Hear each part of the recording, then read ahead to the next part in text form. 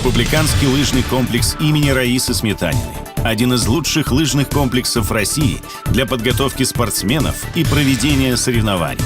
Инфраструктура спортивного объекта отвечает международным стандартам, а великолепные лыжные трассы суммарной протяженностью в 43 километра уже получили международный сертификат ФИС.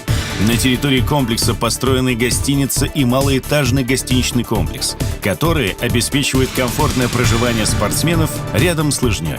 Кроме того, на территории стадиона возведено биатлонное стрельбище с открытым тиром. С 1977 года, года основания стадиона, здесь проведено 12 чемпионатов СССР, 9 первенств СССР, 14 чемпионатов России, а также множество других соревнований российского и регионального уровня. А в 2015 году комплекс получил международное признание.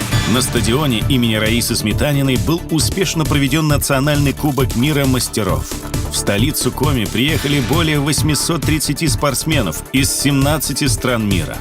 Сегодня стадион – структурное подразделение Республиканского центра спортивной подготовки сборных команд. На его базе, в спортивно-оздоровительном лагере «Олимп», ежегодно ведется подготовка более 200 юных лыжников, которые в будущем должны принести стране и Республике Коми новое олимпийское золото.